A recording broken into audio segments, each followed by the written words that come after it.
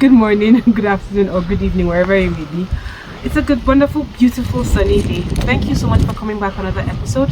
Today's episode, I'm going to be looking at progress that has been made so far with my garden, also pruning, and then guess what? I am a grandparent in the green realm.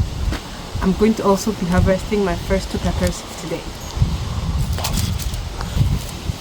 But before I start on this episode, as always, thank you so much to those of you who we have liked, shared, subscribed, reached out with questions, shared their videos, shared their pictures. I really, really do appreciate you. Thank you, thank you, thank you so much. So to the agenda for today,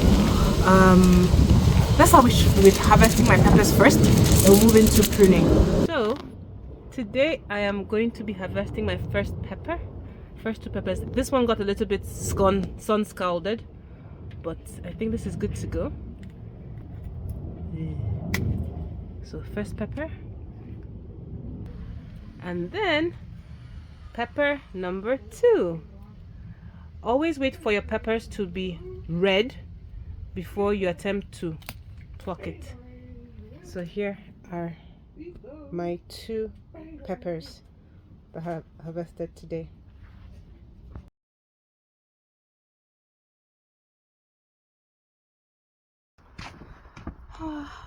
My babies are having babies.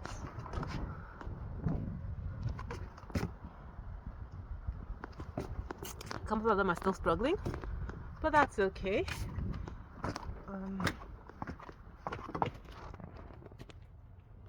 But this one is, I'm going to get peppers soon. As you can see, I haven't been doing what I should do. Some of them are scalding because of excess exposure to sun. So I will take heed and put through the needful for those. See, these ones are really flowering. I think this is the grape pepper. Grape pepper. They're flowering and doing good. Others are budding. That one died.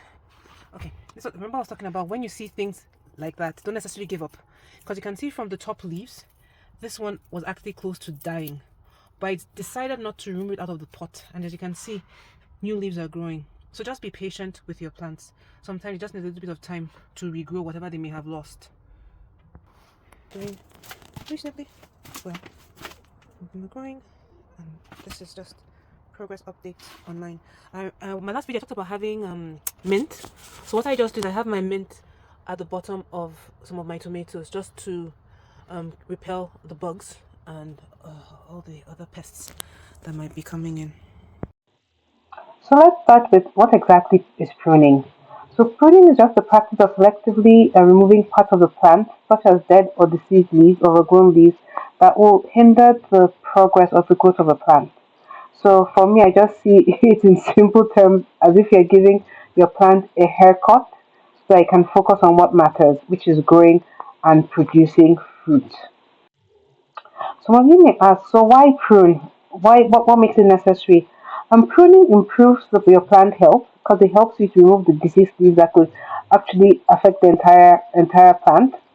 But it also encourages better airflow, which helps prevent fungal problems with your plant.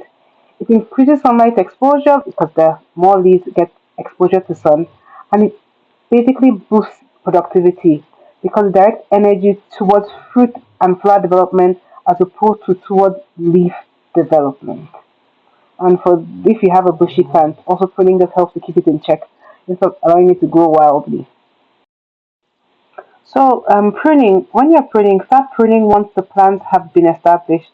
That's like about 4 to 6 weeks after you move them outdoors because of their growth spurt when they move outdoors. For indeterminate varieties, make sure you prune regularly, i.e., throughout the growing period. Remove any sucker you see, just remove it. For determinate varieties, they don't require as much pruning, but just remove like the lower leaves below the first set of flowers or anything that may be touching the soil. Then that's all you really need when it comes to indeterminate tomatoes and pruning. I'll give a little bit more details of what that entails in the subsequent slides.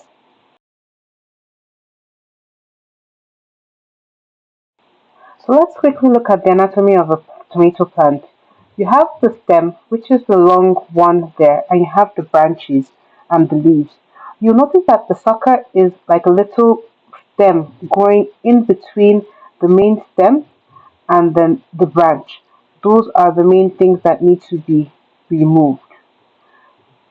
You can see the flower cluster, the flowers, the nodes. So those are the main. That's the main thing you need to look out for when you talk about pruning.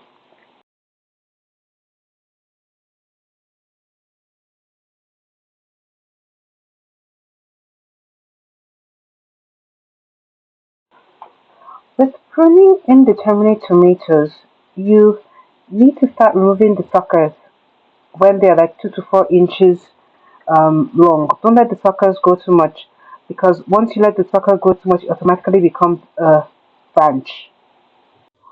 Then pruning is not a one time, one season thing. You need to prune more frequently with indeterminate tomatoes because they're growing.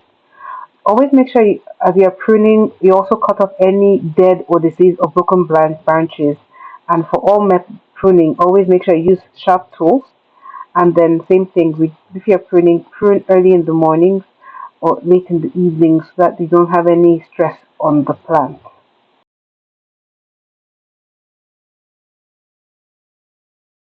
Tomato plants. Most of the tomatoes have like a center stalk and then also branches out. First of all, always try to make sure that there's no plant touching the floor of the grass because that's an easy way to get a bit of disease. When you're pruning, see pruning as giving your plant a haircut. Wherever you may find some leaves that may not necessarily do so well, you can cut those ones. Use your shears or a pair of scissors to do that. Like these ones don't look the best, so I'm going to cut it. One thing you need to look out for with tomatoes is the suckers, and you can see this is the main stem.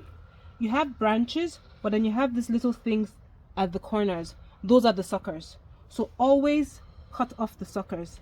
If they are small, I think you can use your fingers to move them, but in some cases you have some very big suckers whereby you use your pruning shears. So just remove all your suckers.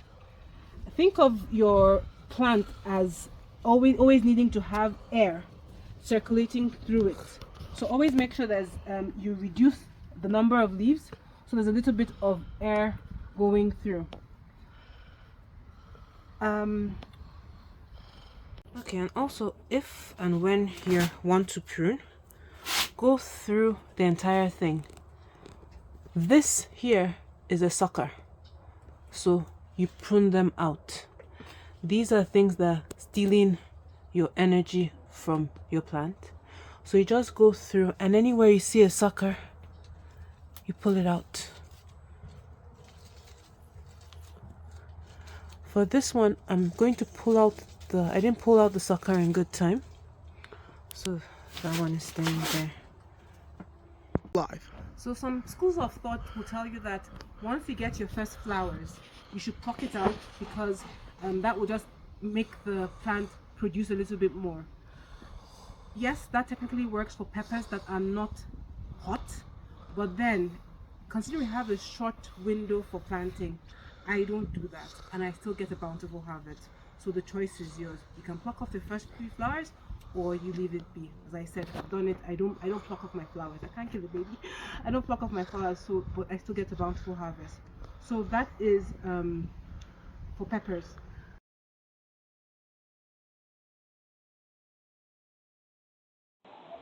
When pruning determinate tomatoes, one of the focuses there is mainly to remove the dead leaves, diseased leaves, or broken branches as soon as they appear.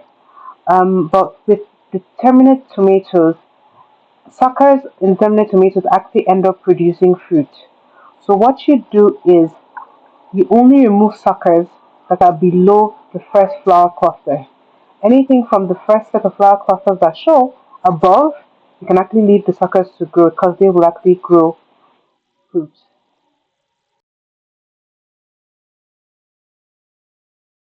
So there's a bit of a difference with pruning for determinate versus indeterminate. The one I showed you before was for an indeterminate, whereby there's more like one main stalk and then other branches going out, and just you can see this is an indeterminate. It's a little bit more bushy. So with this one, if you're working with indeterminate, if you're going to prune, you prune the bottom. You can see the sucker, like 2 suckers here. So you prune, and then another sucker here, so you can move that. Now if you're going to prune for indeterminate, you can cut off the stalks below, or some of the branches below the first set of flowers of your fruits. Then same thing, anywhere you see a sucker, you then remove the sucker.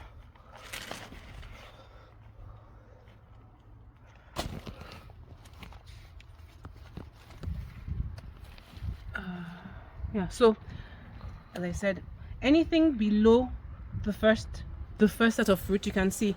For example, this is a good example. You can actually see this, and technically you'll think this is a sucker for an indeterminate, but if you look closely, you can see it's beginning to flower. So not all, when it comes to indeterminate, for the suckers, you can leave some of the suckers in there, especially if it's above the first level of your flowers. So this is the first level of my flowers, so I've removed everything below that. But from things on top, you can see that even this sucker is already getting flowers. This sucker as well is already fruiting as well. So that's the main difference between indeterminate and determinate. For indeterminate, you don't necessarily need to cut off your suckers from the first flowers upwards. For indeterminate, any sucker you see, please cut it off. So just to share a couple of general tips when pruning. If you're pruning, try to prune early in the morning or in late afternoon to avoid heat stress. Avoid pruning during extreme heat or right after a heavy rainstorm. Always use clean and sharp tools to prevent disease, and never remove more than 1/3 of the plant at one time. And always check for signs of pests and diseases while pruning. This is the perfect time to cut off any of your leaves that may be exposed to the elements. Thank you so much for watching, and don't forget to like, share, and subscribe. Bye bye.